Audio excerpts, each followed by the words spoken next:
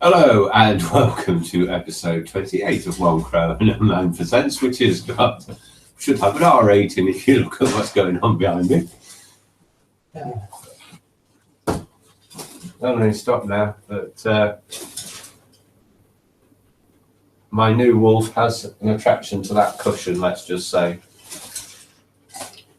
Erica's a little bit agitated at the minute now, but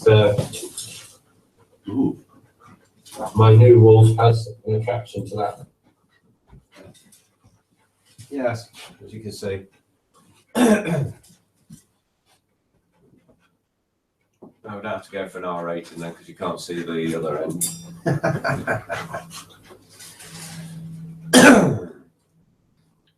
We're going to try and do part of a chapter of this, or at least have a go at it. We'll just have to see how it goes, because everybody's just getting used to each other. Erica has actually established that she's the boss and pecked him on the nose a couple of times. The black flash has stayed out of his way at the moment, but it's only because he's a bit boisterous and chases her, but he doesn't try to hurt her, so that's a good thing, because he did get a cornered once and she just spat at him. So I'll give it a couple of weeks, I'm sure they'll be getting on fine.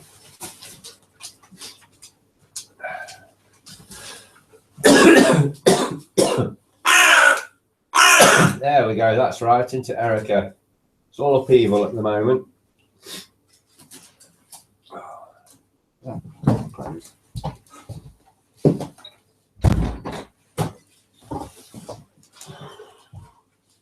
Yes, the new wolf's a bit of an attention whore as well. Maybe Shelley's Frankenstein whilst the dog humps a cushion.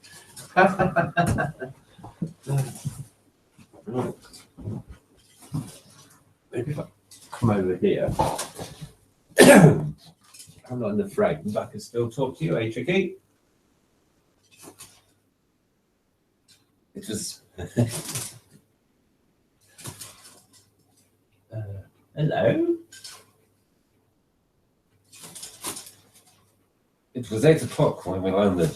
We walked for a short time on the shore, enjoying the transitory light, then retired to the inn and contemplated the lovely scene of waters, woods, and mountains, obscured in darkness yet still displaying their black outlines. The wind, which had fallen in the south, now rose with great violence in the west. The moon had reached her summit in the heavens and was beginning to descend the clouds. The clouds swept across it swifter than the flight of the vulture and dimmed her rays, while the lake reflected the scene of the busy heavens, rendered still busier by the restless waves that were beginning to rise. Suddenly, a heavy storm of rain descended. I had been calm during the day, but so soon as night obscured the shapes of objects, 1,000 fears arose in my mind. I was anxious and watchful while my right hand grasped a pistol which was hidden in my bosom. Every sound terrified me, but I resolved that I would sell my life dearly and not shrink from the conflict until my own life, or that of my adversary, was extinguished. Elizabeth observed my agitation for some time in timid and fearful silence, but there was something in my glance which communicated terror to her, and trembling she asked, "What is it that agitates you, my dear Victor? What is it you fear?" "Oh, peace, peace, my love," replied I. "This night and all will be safe, but this night is dreadful, very dreadful." I passed an hour in this state of mind when suddenly I reflected how fearful the combat, which I momentarily expected would be to my wife, and earnestly entreated her to retire, resolving not to join her until I had obtained some knowledge as to the situation of my enemy. She left me, and I continued some time walking up and down the passages of the house, and inspecting every corner that might afford a retreat to my adversary. But I discovered no trace of him, and was beginning to conjecture that some fortunate chance had intervened to prevent the execution of his menaces, when suddenly I heard a shrill and dreadful scream. It came from the room into which Elizabeth had retired. As I heard it, the whole truth rushed into my mind. My arms dropped. The motion of every muscle and fibre was suspended. I could feel the blood trickling in my veins and tingling in the extremities of my limbs. This state lasted but for an instant. The scream was repeated, and I rushed into the room. Great God, what did I not then expire? Oh, why not? Great God, why did I not then expire? Why am I here to relate the destruction of the best hope and the purest creature of earth? She was there, lifeless and inanimate, thrown across the bed, her head hanging down and her pale and distorted figures half covered by her hair. Everywhere I turn, I see the same figure, her bloodless arms and relaxed form flung by the murderer on his bridal bier. Could I behold this and live? Alas, life is obstinate and clings closest where it is most hated. For a moment only did I lose recollection. I fell senseless on the ground. When I recovered, I found myself surrounded by the people of the inn. Their countenances expressed a breathless terror, but the horror of others appeared only as a mockery, a shadow of the feelings that oppressed me. I escaped from them to the room where lay the body of Elizabeth, my love, my wife, so lately living, so dear, so worthy. She had been moved from the posture in which I had first beheld her. And now, as she lay, her head upon her arms, and a handkerchief thrown across her face and neck, I might have supposed her asleep. I rushed towards her and embraced her with ardor, but the deadly languor and coldness of limbs told me that I was now held in my arms, had ceased to be Elizabeth, whom I had loved and cherished. Please calm down for now. Oops, spoke too soon. There we go, Chicky. Everyone's calm now. The murderous mark of the fiend's grasp was on her neck, and the breath had ceased to issue from her lips. While I still hung over her in the agony of despair, I happened to look up. The windows of the room had before been darkened, and I felt a kind of panic on seeing the pale yellow light of the moon illuminate the chamber. The shutters had been thrown back, and with a sensation of horror not to be described, I saw at the open window a figure the most hideous and abhorred. A grin was on the face of the monster. He seemed to jeer as with his fiendish finger he pointed towards the corpse of my wife. I rushed towards the window and, drawing a pistol from my bosom, fired. But he eluded me, leapt from his station, and running with the swiftness of lightning, plunged into the lake. The report of the pistol brought a crowd into the room. I pointed to the spot where he had disappeared, and we followed the track with bolts. Nets were cast, but in vain. After passing several hours, we returned, hopeless. Most of my companions believing it to have been a form conjured up by my fancy. After having landed, they proceeded to search the country, parties going in different directions among the woods and vines. I attempted to accompany them and proceeded a short distance from the house, but my head whirled round. My steps were like those of a drunken man. I fell at last in a state of utter exhaustion. A film covered my eyes, and my skin was parched from the heat of fever. In this state, I was carried back and placed on a bed, hardly conscious of what had happened. My eyes wandered round the room as if to seek something that I had lost. After an interval, I arose and, as if by instinct, crawled into the room where the corpse of my beloved lay. There were women weeping around. I hung over it and joined my sad tears to theirs. All this time, no distinct idea presented itself to my mind, but my thoughts rambled to various subjects, reflecting confusedly on the misfortunes and their cause. I was bewildered in a cloud of wonder and horror. The death of William, the execution of Justine, the murder of Clerval, and lastly of my wife. Even at that moment, I knew not that my only remaining friends were safe from the malignity of the fiend. My father even now might be writhing under his grasp, and Ernest might be dead at his feet. The idea made me shudder and recalled me to action. I started up and resolved to return to Geneva with all possible speed. There were no horses to be procured, and I was right.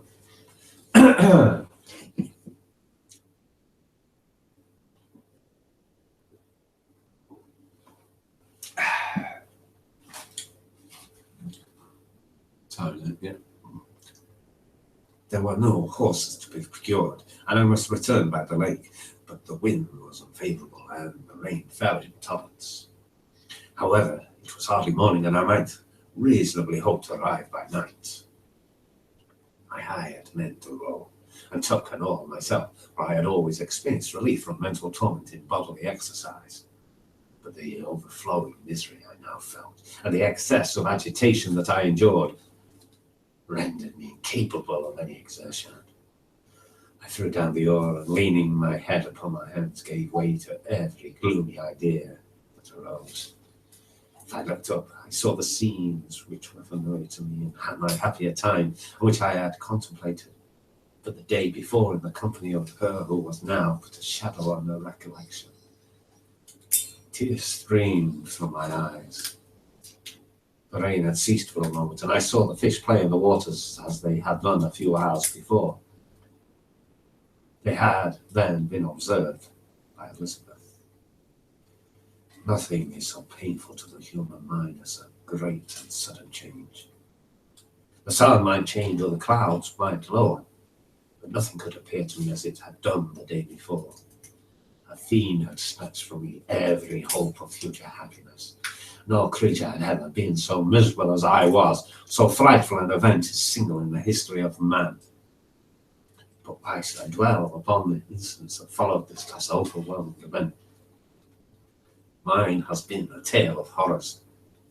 I have reached their acme, and what I must now relate can but be tedious to you. Know that, one by one, my friends were snatched away. I was left desolate. My own strength is exhausted, and I must tell in a few words what remains of my hideous narration. I arrived at Geneva. My father and Ernest yet lived, but the former sunk under the tidings that I bore. I see him now, excellent and venerable old man. His eyes wandered in vacancy, for they had lost their charm and their delight. His Elizabeth, his more than daughter, whom he doted on with all that affection which a man feels, who in the decline of life, having few affections, clings more earnestly to those that remain. Cursed be the fiend that brought misery on his grey hairs and doomed him to a waste in wretchedness. He could not live under the horrors that were accumulated around him. The springs of existence suddenly gave way. He was unable to rise from his bed, and in a few days he died in my arms. What then became of me, I know not. I lost sensation, and chains and darkness were the only objects that passed upon me. Sometimes, indeed, I dreamt that I wandered in flowery meadows and pleasant vales with the friends of my youth. But I awoke and found myself in a dungeon. Melancholy followed, but by degrees I gained a clear conception of my miseries and situation, and was then released from my prison. For they had called me mad, and during many months I understood a solitary cell had been my habitation. Liberty, however, had been a useless gift to me, had I not, as I awakened to reason, at the same time awakened to revenge.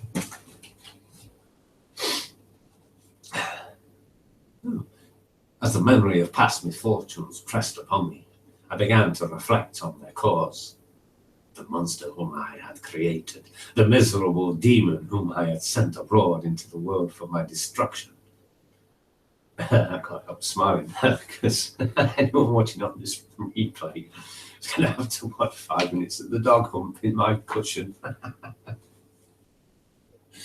If you're watching this on replay or live, I'm sorry. It just tickles me. And if you missed it, just go to the beginning of this live video. We're nearly done.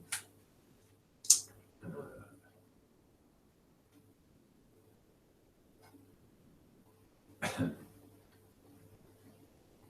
remember where I was. Yeah. I was possessed by a maddening rage when I thought of him, and desired and ardently prayed that I might have him within my grasp to wreak great and signal revenge on his cursed head. Nor did my hate long confine itself to useless wishes. I began to reflect on the best means of securing him, and for this purpose, about a month after my release, I repaired to a criminal judge in the town and told him that I had an accusation to make, that I knew the destroyer of my family, and that I required him to exert his whole authority for the apprehension of the murderer. The magistrate listened to me with attention and kindness. "Be assured, sir," said he, "no pains or exertions on my part shall be spared to discover the villain." "I thank you," replied I.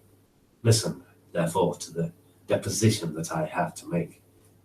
It is indeed a tale so strange that I should fear you would not credit it, were there not something in truth which, however wonderful, forces conviction. The story is too connected to be mistaken for a dream, and I have no motive for falsehood." My manner, as I thus addressed him, was impressive but calm. I had formed in my own heart a resolution to pursue my destroyer to death, and this purpose quieted my agony, and for an interval reconciled me to life. I now related my history, briefly, but with firmness and precision, marking the dates with accuracy, and never deviating into invective or exclamation. The magistrate appeared at first perfectly incredulous, but as I continued, he became more attentive and interested. I saw him sometimes shudder with horror, at others a lively surprise, unmingled with disbelief, was painted on his countenance. When I had concluded my narration, I said, "This is the being whom I accuse, and for whose seizure and punishment I call upon you to exert your whole power. It is your duty as a magistrate, and I believe and hope that your feelings as a man will not revolt from the execution of those malfunctions on this occasion." This address caused a considerable change in his physiognomy. In the physiognomy of my auditor, he had heard my story with that half kind of belief that is given to a tale of spirits and supernatural events. But when he was called upon to act officially in consequence, the whole tide of his incredulity returned. He, however, answered mildly, "I would willingly afford you every aid in your pursuit. The creature of whom you speak appears to have powers which would put all my exertions to defiance. Who can follow an animal which can traverse the sea of ice and inhabit caves and dens where no man would venture to intrude? Besides, some months have elapsed since the commission of his crimes, and no one can conjecture to what place he has wandered, or what region he may now inhabit. I do not doubt that he hovers near the spot which I inhabit, and if he has indeed taken refuge in the Alps, he may be hunted like the chamois and destroyed as a beast of prey. But I perceive your thoughts. You do not credit my narrative, and do not intend to pursue my enemy with the punishment which is his desert." As I spoke, rage sparkled in my eyes. The magistrate was intimidated. "You are mistaken," said he. "I will exert myself, and if it is in my power to seize the monster, be assured that he shall suffer punishment proportionate to his crimes. But I fear, from what you have yourself described to be his properties, that this will prove impracticable, and thus, while every proper measure is pursued, you should make up your own mind to disappointment. This cannot be, but all that I can say will be of little avail. My revenge is of no moment to you, yet, while I allow it to be a vice, I confess that it is the devouring and only passion of my soul. My rage is unspeakable when I reflect that the murderer whom I have turned loose upon society still exists. You refuse my just demand. I have but one resource, and I now vote myself, either in my life or death, to his destruction. I trembled with excess of agitation as I said this. There was a frenzy in my manner, and something, I doubt not, of that haughty fierceness which the martyrs of old are said to have possessed. But to a Geneva magistrate, whose mind was occupied by far other ideas than those of devotism and heroism, this elevation of mind had much the appearance of madness. He endeavored to soothe me as a nurse does a child, and reverted to my tale as the effects of delirium. Man, I cried, how ignorant art thou in thy pride of wisdom! Cease, you know not what it is you say. Broke from the house, angry and disturbed, and retired to meditate on some further mode of action. There we go. We actually got through the chapter. 24, 40. Not long to go now. Yeah, probably 2 more sessions on that, and then we've finished. You all right now, Chicky? See, if you're a little bit concerned about the new wolf around Erica, you can see that everything's calmed down now. I don't think we'll be able to put the camera on the tripod for a while because it'll just knock it over. But we should be able to get back on with these then, shan't we? Hey, Erica, you got anything else to say? No? Well, I guess that's it for this week. Hopefully all things going well. We will be back next week with another one, but if I'm going to miss one from now on, I should be able to tell you. It was just last week I was so wrapped up getting this rearranged scene for a film shot that I just didn't think of absolutely anything else at that point other than the basics in life. So yeah, if sort of comes up, I will let you know in advance in future, but should be back to normal service now anyway.